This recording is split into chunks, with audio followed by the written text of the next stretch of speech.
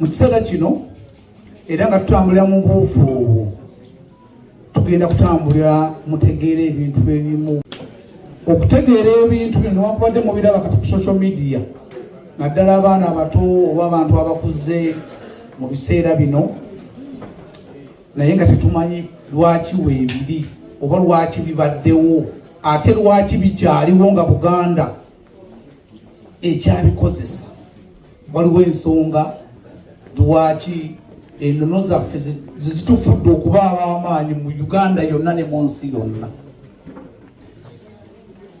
Munzikirize mu kiseera kino mpite Mwami Muyimba ajje atuyitiremu mu bufunze ebintu ebyo biri ku mmeeza awo mu Buganda biyimiriddewo bitya mu nnono. Amaaso gammwe mugateeke wano kubanga olwo ebintu ebiri wano nze naddeyo ku social media naye mubyetegereze tebabalimba ate ku social media nga ate wano tutuukidde ddala.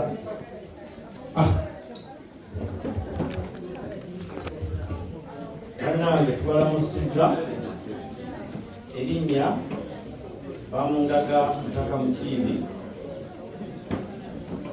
Nze nkumaakuma bannange ab'Olugave.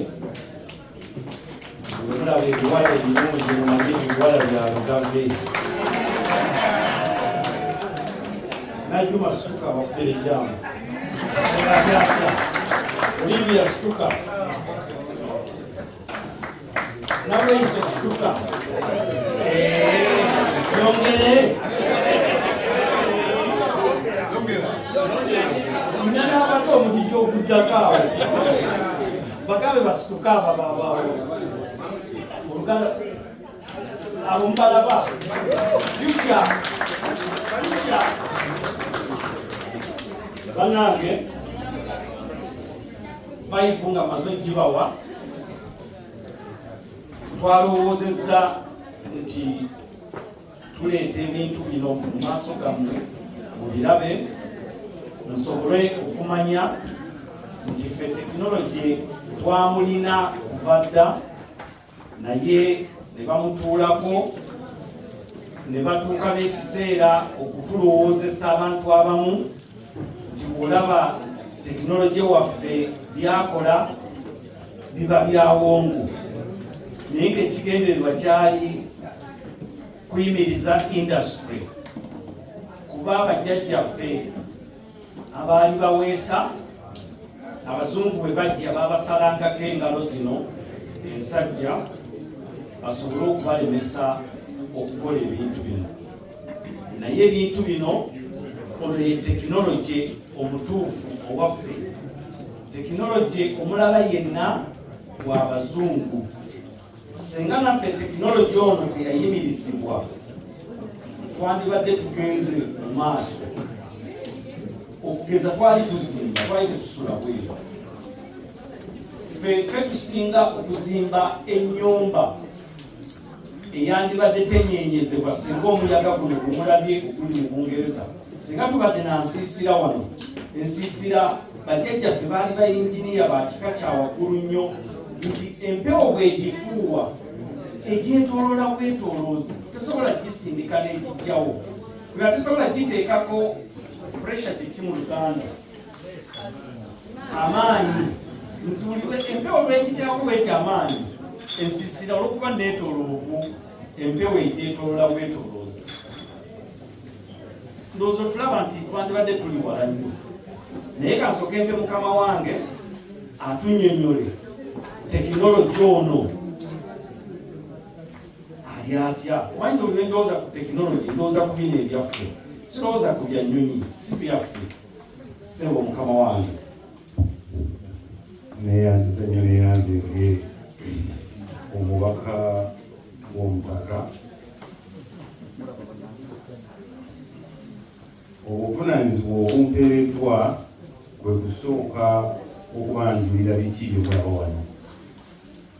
Ndowooza tujja kgenda kimu ku kimu, naye ndowooza nga tukyayota tusooke tubanjulire engeri Omuganda yafunangamu ennyama ey'okulya. Omuganda yali muyizi, bwe yabanga ayigga yakozesanga kye tuyita, ani amanyi kino bwe tukiyita? Olutuula. Luno lwe tuyita olutuula.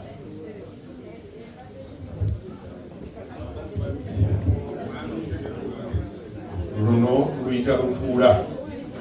Kaakati bwe yateganga eno gyendi n'omukulu oli gyali, olutuula lwabeeranga luwanvu nga luyinza okumalako oba katugambe mitaazi nga 6 oba 7 n'okweyongeramu.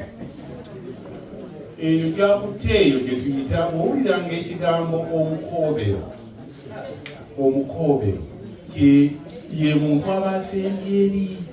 Omuntu oyo ayimirira ku olutuula we lukoma n'abeera ng'akubirira. Kaakati mu kukubirira n'omugo gwe bamuwadde, ensolo ereme kudda eri gy'ali, kubanga ebyo teri ki lutuula. Kaakati nange bwe mbeera eno nga nkubirira, ensolo bw'ewulira nga ndi eno n'ogyali eri, esalawo okuyita wano wakati. Kumbe we wali ki? We wali omutego. Kaakati luno lwe tuyita olutuula.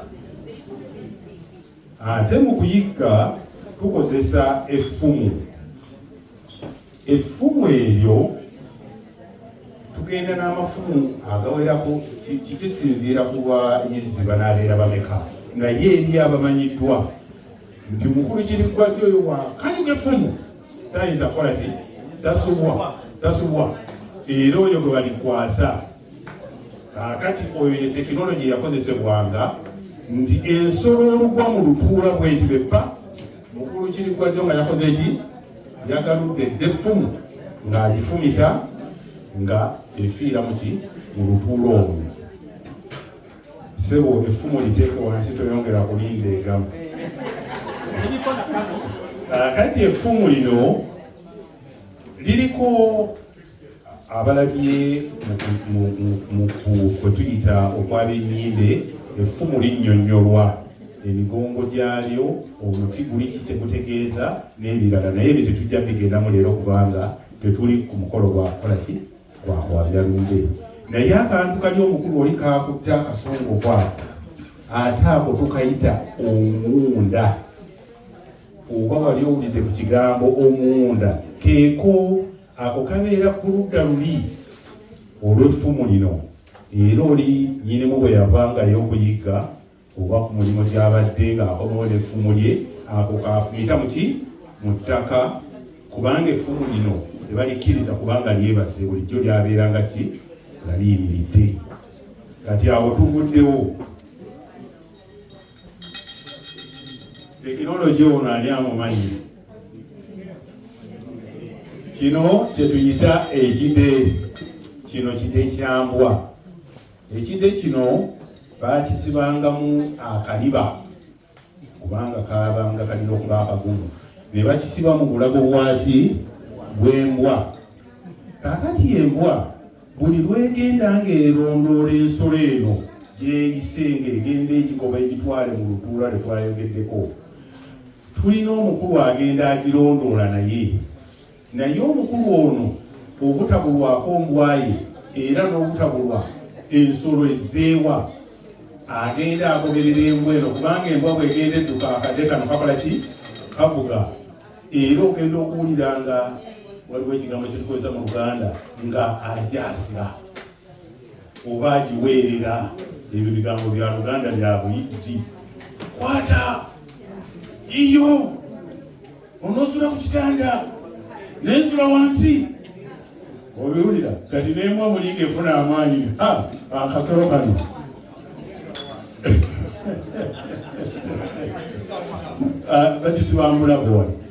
bakisibambulago bwembwa. Ako kano tekayamba omuyizzi oli ogenda ng'agoberera embwa gyeraze, ate gyakoma okukigoberera oba okugoberera embwa, kiba kitegeeza naye ensolo gye yakoze eki? Gye yayitidde oba gyeddukidde. Kakati wabeerangawo okukoowoola bannaffe kyabange nti okuyigga kukoze ki kutuuse. Tetwafuuwanga firimbi, twafuuwanga kino bakiyita batya? Eno tugiyite ng'ombe. Ani agiyise endere? Eno ng'ombe mukulu mukigi olowooza ekyavuga? Evuga nayo omukka sazze namo. Waliwo alina omukka waliwo asobola otufuuyira mu ng'ombe. Twalira mukungu nabudde ayinza okufuuwa eng'ombe.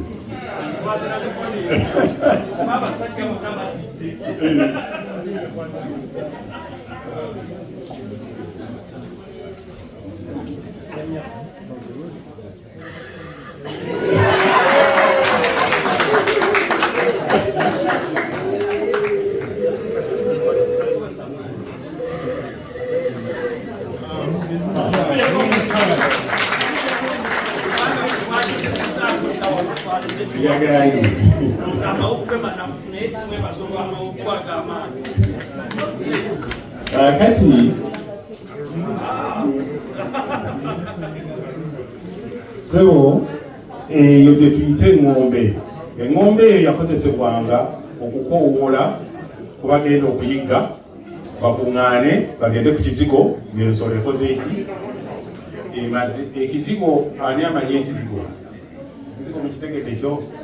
Kakati ekizigo omuzizi w'ensolo oba agenda okuyigga ensolo asooka n'agenda alambula atunula obuufu wano nno wayiseewo ensolo ate n'amanya nti obubi obwendabye bwangabi. Akati n'agenda nga yeetooloola akasaka ako bwakabuka eri emitala n'alaba nga engali eyo teyayiseemu. Kakati n'asiba akagulaga nti okwetooloola wano wonna kino kyekizigo. Era bw'aleeta bano balina okuyigga tebayigga ttale lyonna wabula basiba okusinziira ku muzizi w'ensolo nga bwe yabalaze mwekye muyita demarcation oba mu luzungu olunabuddu kyeki omaakinga sibe mubyogera bwemutyo. Kakati ekyo kye tuyita ekiki ekizigo. Oyo yazize gwe bayita omuzizi. Kati awo tuvuddewo tugezaako okubikwasaganya amangu. Ndowooza kannyonnyole ku buntu bwe banne kano tukayita tuti bagiyise endeku. Luno lwendo oba nga bwe kali akatono tuyinza okukayita akendo. Ate era ekyo n'olugero oluganda olugamba nti wekawoomeseza amazzi wekakola ki? Wekatikira. Baba bategeeza akendo. Akendo kano wano wekawoomeseza amazzi mwana wange wekatikira n'okafiirwa. Ani ayinza okunguulira ng'oggyeko olwendo ne kino tukiyita tuti eno ndeku. Kati ng'oggyeko olwendo n'endeku bintu ki ebirala ebimera ku kiryo? Ebintu bino bimera ku kiryo. Mukimanyi kiryo ekita empaawo ekirala eŋŋunda. Ensujju naye emera ku kiryo naye ate ekyo kyo kyanjawulo. Kale ekyo tukitegedde. Ndowooza tusambyeko. Bane musonyiwe basebo ne banyabo olw'obudde tugenda kutambuza ensonga eno ng'ate bwe tufuna n'ekyokulya. Nteeseza bubi tutambulire awo. Mu kiseera kino munzikirize nyanjule muzzukulu wa Ggunju. Muzzukulu wa Ggunju fadha balinnya bannange basebo ne banyabo mukubire ku bugabo. Era ssebo muzzukulu wa Ggunju tukusaba. Bavuga nti ab'Eggunju mwe musinga okusaba emmere n'ewuuma. Tukusaba otusabire emmere yaffe tugirye tuwe emirembe. Katonda lugaba ogw'olumizibwe. Katonda lugaba ogw'olumizibwe. Katonda lugaba ogw'olumizibwe. Ogw'olumizibwe.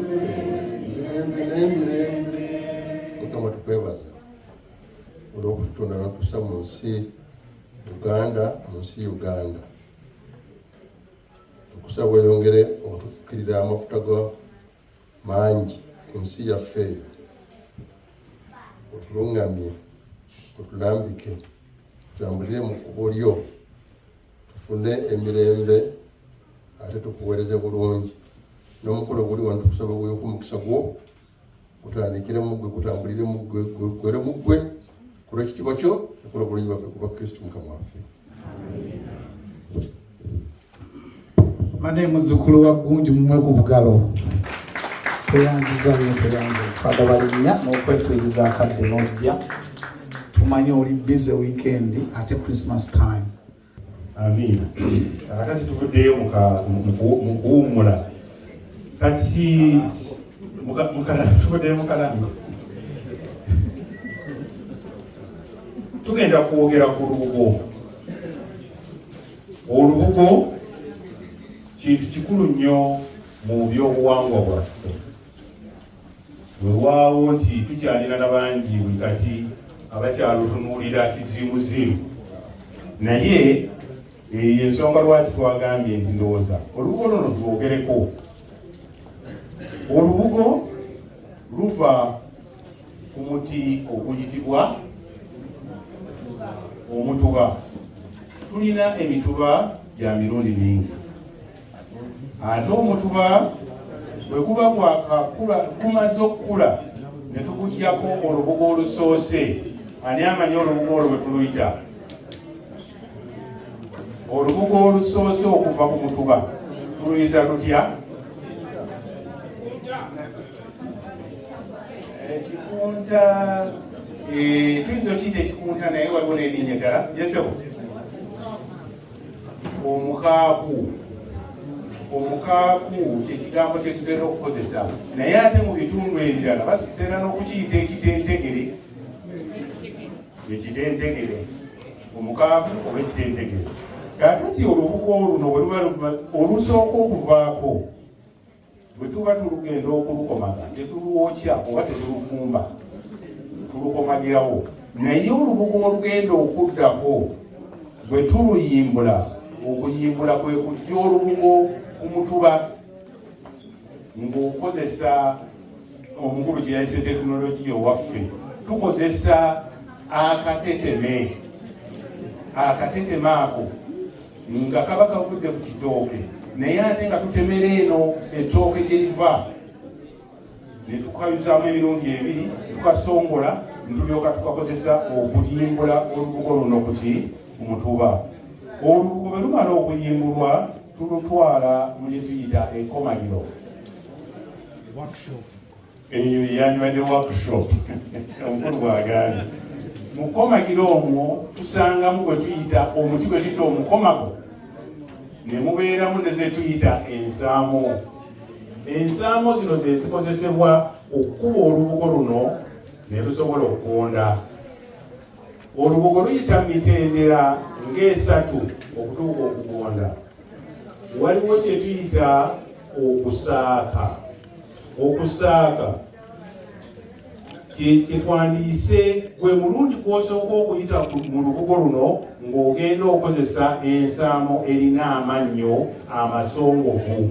Egende ng'erutemaatema mpola mpola, ate bwe tuba tukomaga tetukomaga busimba bwe tuti. Amannyo tugakiika tusobole okuba nti olubugo terwatika. Bwe tumala okukomaga oba bwe tumala okusaaka tuzaako kye tuyita okutenga. Okutenga tuba tukozesa ensaamo entenzi. Ensaamo entenzi. Akati buli lwotenga okuba nga bw'osika kubanga olubugo lukoze eki? Lugonze. Kakati ate bwe tuva mu ekyo tuddako kye tuyita okuttula. Era wabeerayo ensaamo enzituzi. Ensaamo eyo ebeera terina mannyo mawamba, ebeera nga bibuno bya mwana, kubanga olubugo lwagonze kati nga tukoona bukoone tugezeeko okola ky'okutereera. kati kino kyolabo wano ono yasaaka nattula n'atenga byonna n'abikola naye ate olubugo luno okulabika bwe luti luteekebwa ku musana omusana ne gutandika okulumyusa twegamba tekinologi waffe twamukola okusinziira ku butonde bw'ensi olubugo tulukozesa ki kaŋŋendeko munda katono olubugo nga bwe nabategeezezza lubaddewo okumala emyaka n'ebisiibo olubugo bajjajjaffe baalukozesa okuva edda n'edda okuzingamu ekintu ekisinga okukuuma omuntu afudde lwe lubugo luno era nze nalabako ku jjajjange bwe baaziikula nga bamuziika emyaka ndoza gyalinga 5 naye bamugjayo nga yakala bwati kubanga bamuziika mu mbugo embugo zino zizze zikolanga tuzikozesanga amasuuka ffe nasimanyi oba abali wanondoza ab'ebibuga temwasulako mu mbugo naye ffe ng'abeekyalo twasula mu mbugo ate zibuguma olubugo luno lwolaba teruyitamu nsiri ensiri teyisaamu mumwa kale n'olwekyo tuzze tulukozesa mu mikolo egyo olubugo luno lukozesebwa mu kusumika bane tusaba mutuwe ku matu katono tuli kumpi kumaliriza olubugo luno lukozesebwa mu kusumika nga tussaako omusika ate era olubugo luno nze nzijukira mukulu wange bwe yawasa olubugo luno omugole bwe yavanga mu kisenge yesibanga olubugo luno ate era nga bwe bagenda n'okulima olubugo luno balusibako ku lugoye kungulu naye ate ng'ogyeko ekyo olw'okuba olubugo luno tulukozesa mu kuziika bwewalengeranga omuntu ng'asibye olubugo ng'alina waayita atambula wamanyirangawo nti ono nno yakoze eki yafiiriddwa ebintu ebyo mbiraba ebyo bannanga abazungu si bye babituukiriza era tulekere okwefeerya bakulu omukulu sebo nesimye okulengera mukulu William Nsiko peyanziza nnyo sebo omukulu mukiri simanyi oba olina kyoyagala okwongeramu ku kyolugo olubugo luno lwe lumu ku mbugo ezitali fayinza ekyomuganda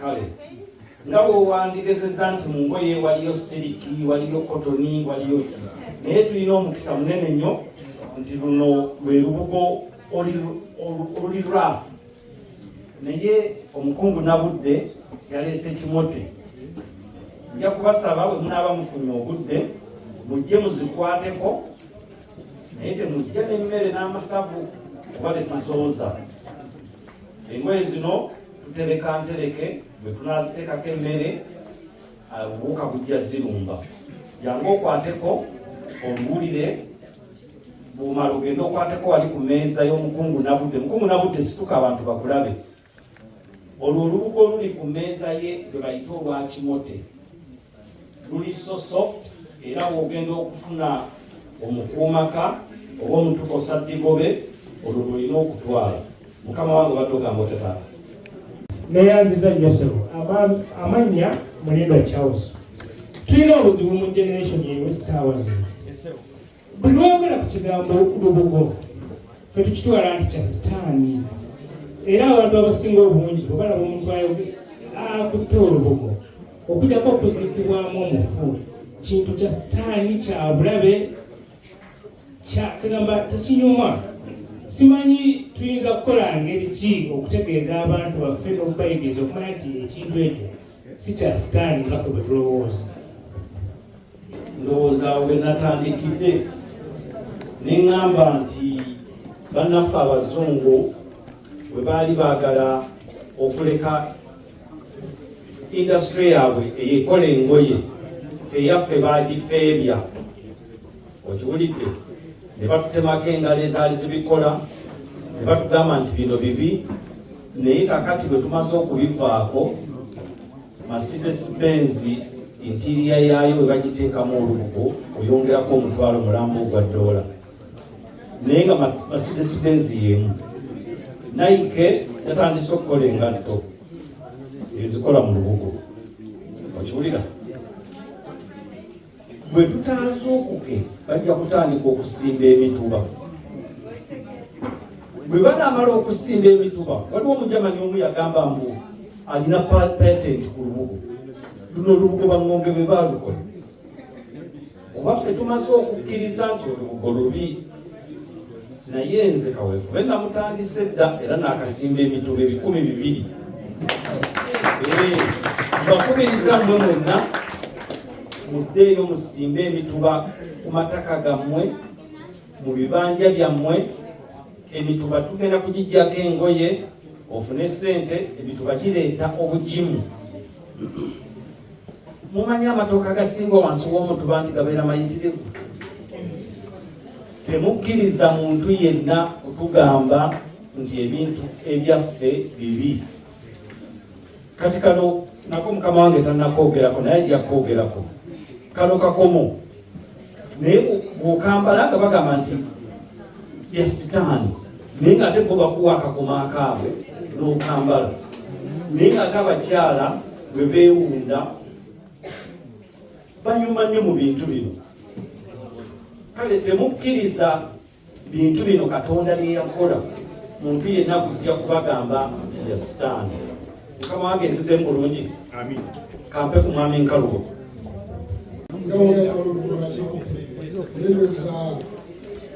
Wegenze mulimu abatamanyi wakati wakikunda olufumbe nekimuti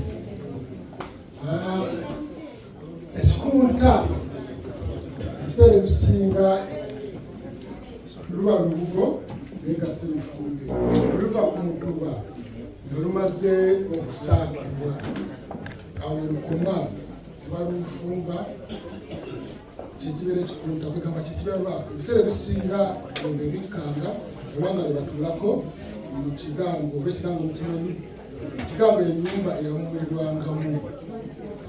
Kati olubugo olufumbe lwe luno era nga siluli smooth bulungi balufumbako. Kati bafumba olubugo bwe luva ku muti luba terunatengebwa kutengebwa koma olubugo nga balusikamu ne lugaziwa naye luba terunatengebwa luba lufunda basobola oluteeka mu sefuli bawonaona balufundidde ne lufuluma nga ekikunta tekifumbibwa kibeera lwafu kituulibwako butuulibwa oba kisulwako busulwa. Olubugo luno lwe bamaze okufumbako lwe bayita olubugo olufumbi naye ate olwakimotte balukoomera n'oddukoomera baluteeka waggulu bakuma omukka ne lukaza bulungi ne lumyuka bulungi nnyo. Endawulo eriwo wakati wa embugo ez'emirundi esatu oba kinyonyodde bulungi bonna.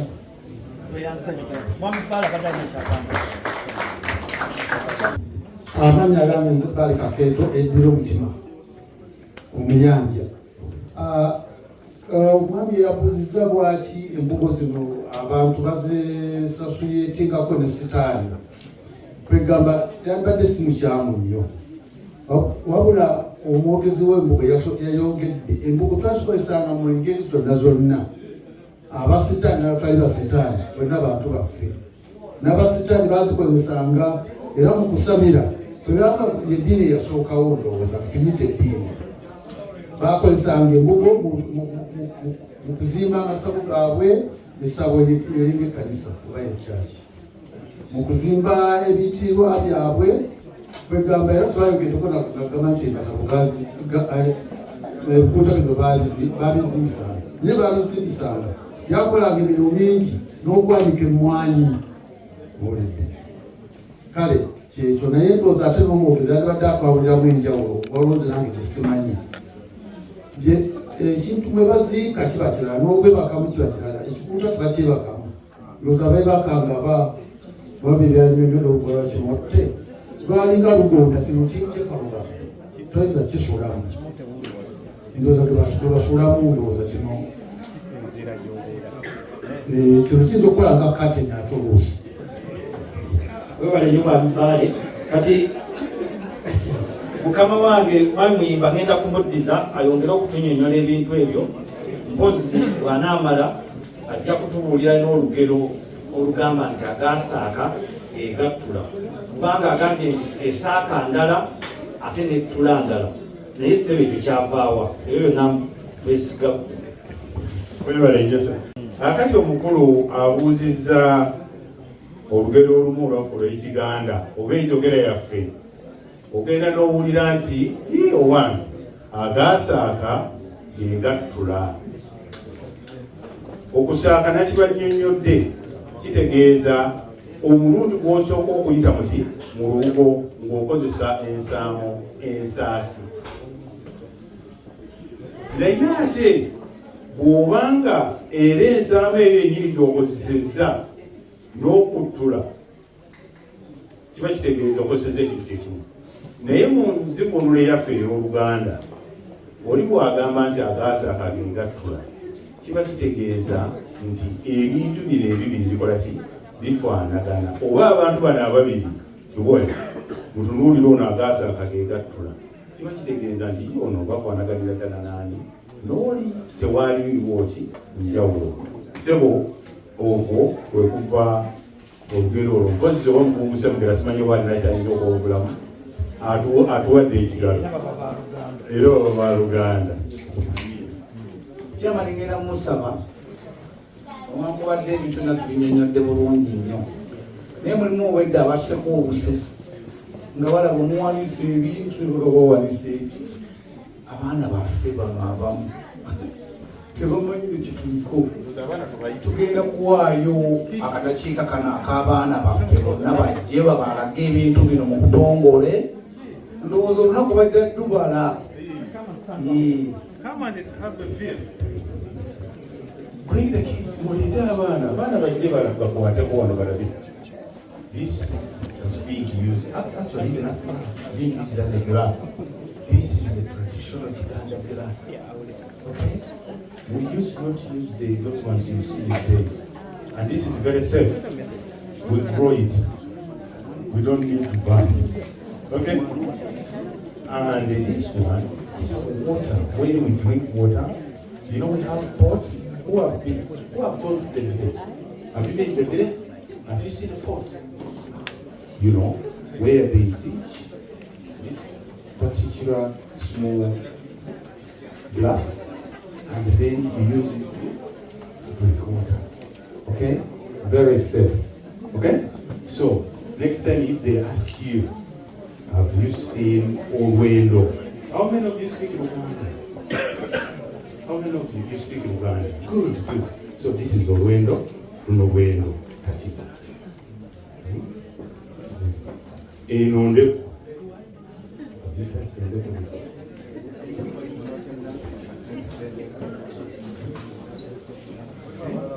Now, this one, you understand when we explained? It will be put around the dog's neck, and the dog is chasing an animal, so you will be guided to know where the dog is going, and that's where the animal is heading. And then the animal will be guided into this net, and the hunter would do spear it. You have meat, okay? And this is this is like a what? A whistle. This is the traditional whistle. Yes? Can you try it? This is where they blow.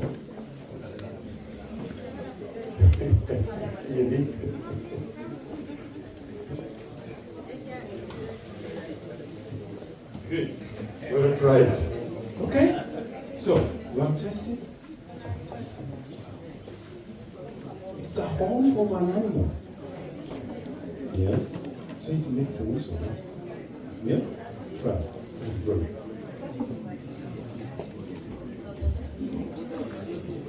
Good. You want also to try? Okay, try.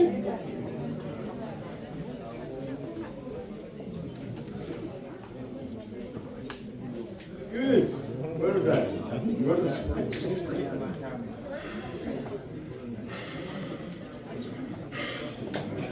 Thank you. Okay.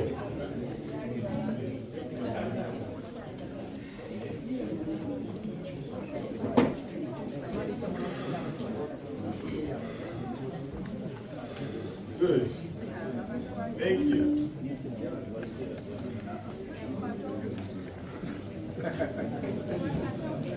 Okay. Do you have any question?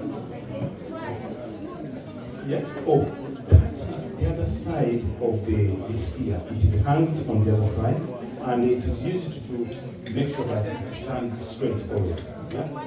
That is pushed into the soil, and the spear always will be standing. Yeah. Okay. That one is a necklace. Yes, a traditional necklace. You know, and it's made out of, those were traditional coins. That used to be our money. That is, those were our coins. Okay. Have you seen them before? So that was the money we used to use when we were still in the old days, and then somebody decided to make a necklace out of it. Purely traditional, okay? And it's the organic. You want to try? Bring. Oh, you see, that's great. Okay.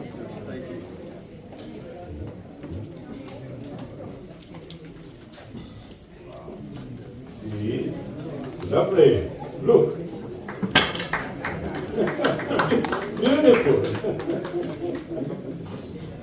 So, if you want one, we shall make sure that we order one for you from Uganda. This one is for exhibition. Thank you. Has anybody got any question? No? Okay. This is the back cloth. This is what we use. Okay. You're going to ask a question?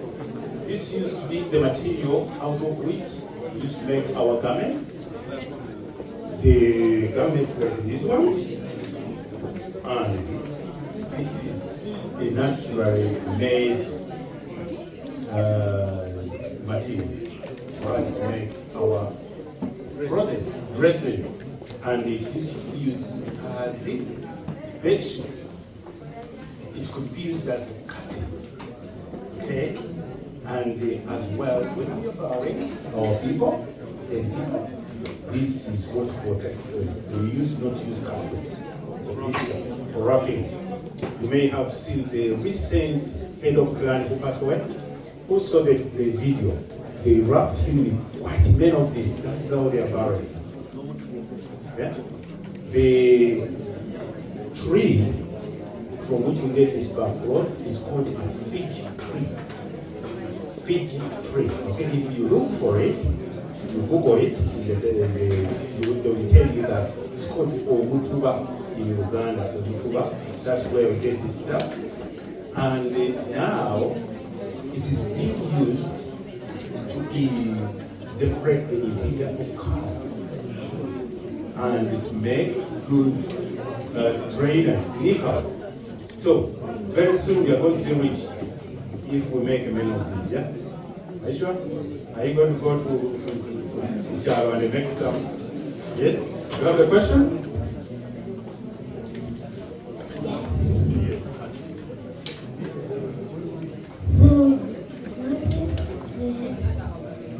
Oh, this one. I call it a glass, but in English it's a what? See? A calabash? Calabash. It's a calabash. Yeah? It's a glass. The traditional glass. You put beer in it and drink it. Or even water. But for water we normally use this. Okay? Okay? Anybody else? Any more questions? No? Oh, this is a sisal. It is we use it as a thread for knitting, and it is the one which is used to make sure, you know, in case there is a hole, we use that sisal. Yeah. Okay? Any question?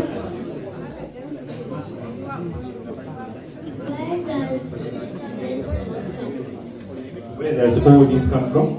All this comes from Buganda Kingdom in Uganda. Do you know the kingdom where we have the king, Kabaka? That is where we find the trees out of which, or from which we make this backwood. Have you been to Uganda? Yes. So when you ever go to Uganda, you ask the granny and they say, look, I need to see the tree from which we get this backwood. Yes? Next time? Good. Okuddayo ku agaasa akagegattula sigezaako kumenyawo kyamangejja naye nga bwe tuva mu bitundu ebimu mu Uganda e Buddu bafumba emmwanyi emmwanyi zino ze balya emmwanyi ze bazifumba amazzi ge bazifumbiramu kwe bayita nako bakayita kusaaka kati bwe bazifumba ne zimala okujja nga baziddamu nga bazaanika ku musana nga zibanga ezikala ate nga baddamu okwo kwe bayita okusaaka baba bazifumba mu mazzi ago kwe bayita okusaaka kati baziddamu ne bazaanika amazzi tebagayiwa amazzi baddamu ne bazizaamu ne bazifumba omulundi ogwokubiri okwe bayita okusaaka kati e Buddu ekyo tuyita nti gasaaka egattula amazzi gebeera gendamu ne bakozesa okufumba mu kusooka ne bazijjamu ne bazaanikako ate ne bazizaamu omulundi ogwokubiri ne bazifumba okwekusaaka kati mu Buddu tuyita agasaaka egattula mpozi n'ekirala e Buddu ffe tuyita kondeere tugiyita kondeere ndowooza bannabuddu muyinza oba okakasa kinene webale nnyo ssebo balinange ndowooza kansubire nti tulina kyetufunye mu musomo guno ssebo MC webale nnyo bali ddala mukulu mukiibi ssebo webale nnyo bali ddala bannange nga tetunazzaayo kazindaalo katuwumbewumbe bwe mujja okukwata ku mbugo zino temujja n'amasavu mu ngalo beegayiridde kubaye tugenda zooza mukwate ku luno mukwate ne ku luli luno kyekikunta naye luli lwe luli fine olw'omukungu nabudde mujja kulaba enjawulo mulabe namu mutende tekinologi naye bwe muva wano njagala buli muntu yenna atusuubize nti agenda kuddayo asimba emituba bwe mutaagisimbe abajamani bo bamaze dde okwewa patent bagambye embugo bwe bagiyiya musimbe emituba tukole embugo nnyingi nnyo tusobole okuba nti tekinologi ono tetumukkiriza tuleme kusala endalinga waliwo kojja wange wanalina kyagala okubaako kyayogera amanya gange nze Ssebuulirwa Christopher nva mu Ssingo Ntyana naye emituba ngezezaako okusimba era ensigo terabika okuginoonya ensigo emiti gibatirako osimbe togifuna naye nga gwe wali mu Kampala bonobonga ofuniddeko ojja kwongera okusimba naye giwerako neeza engalo omuntu atandise sustainability emirimu tezimala musimbe emituba se bw'oyagala gamba ki abasimbi b'emituba nga bangi nga twesiimye bannange balawusiza bassebo kati baganyabo bali abanyabo okwegatta okwaliyo manya bosa mbadde sokini nga ndi mu kusoma mwamuyire byolabyalirako especially omutuba biri mami kuyimba nga agamba nti Mercedes Benz yatandise okuteeka olubugo oba yatandika okuteeka olubugo mu motoka zaayo at the same time Nike yafunye interest mu mutuba muzikirize nongereko nti very lately obanga nga mwezi T-Crips wametoke nayo yafunye interest oluvannyuma okubeera nga balaba nti nno baganda baffe yatuzaayo e Uganda nti twayintroducinga omuntu ogwo naye nobeerawo abazungu babeera nga bali interest mukolaki okubeera nga bakozesa omuntu era very soon abanaba bagenze ku degree okugenda kulabawo ekyenjawulo naye nga kirimu n'omuntu ogwo obwenjawulo kubeba byempulira nga abantu abamu bakolaki bagoberako so don't be surprised if you see something similar to that. So forget the Mercedes, forget the Nike. I'm very sure until very many people will be interested in that particular truth.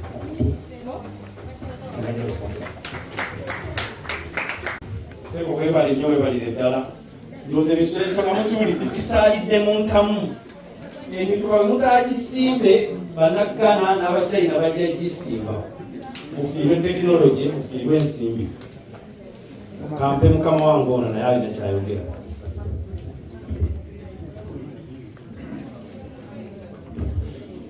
Bakulu bonna tubalamusizza. Ensonga yange gyendeeta nsooka kwebaza mukulu mwami Muyimba okuddayo okutuwa history eno n'okunyonnyola obulungi ennyo. Weebale nnyo, weebale ddala. Amannya agange nze Ssenteza, ndi muzzukulu wa Kalibale Nsinsinga ne Nseenene. Kaakati kyembadde mpabulamu okukyongerako siiba kuba nti tekinologi twalina mungi nnyo ng'Abaganda era n'okutuusa essaawa zino tuteekwa okumwenyumirizaamu. Ssebo mu lisiti y'ebintu bye mwogeddeko wano mubaddemu ebintu bibiri nze byempulira ddala ebisingira ddala obukulu. Ekimu twalina communication oba empuliziganya awatali waya ng'eringa kakati mobile communication. Kakati Kabaka bwe yabeeranga e Mengo nga waliguddewo katugambe obuzibu bwonna nga bakuba eŋŋoma nga balina eŋŋoma bagikuba naye eŋŋoma eyo budakiika budakiika n'abesase nga batuuse dda bonna beefungizza naye nga teryadduse nga kubabuulira nti naye kuba bukuba eŋŋoma olina omulala n'akuba eŋŋoma ku kasozi akalala ne tubeera ne tekinologi omulungi bw'atyo era ndowooza kwe bajja ne mobile technology wano. Sebe nsaba nti kirungi okinnyonnyola abantu ku bintu bino tukigatteko.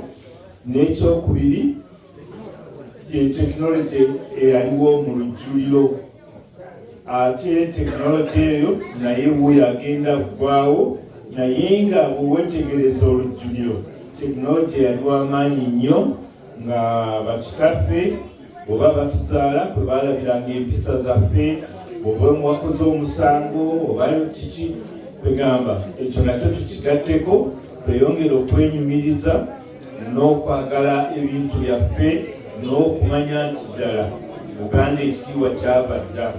Weba nnyo mwebaire ddala. Bannange omukulu nnyo ku bugalo oyo ndowooza muwulidde olunaku luno buli muntu agenda kuva wano ng'alina kyakwaganya. Twebaza nnyo mwebale nnyo bannange aboogezi ab'enjawulo. Tusaba DJ otubeesemese n'akayina nga batuteekateeka ku ki ekiddako. Mwebale nnyo mwebale ddala. Ssaabasajja Kabaka wange.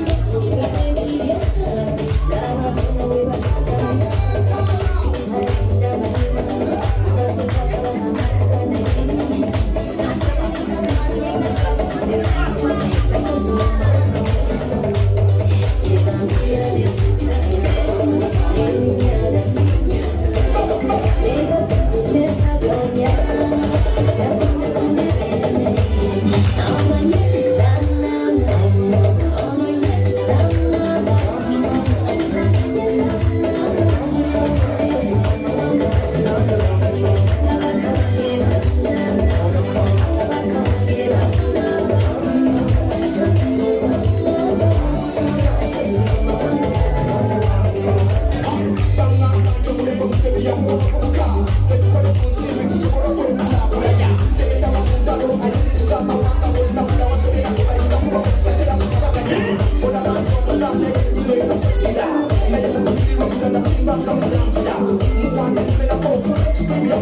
the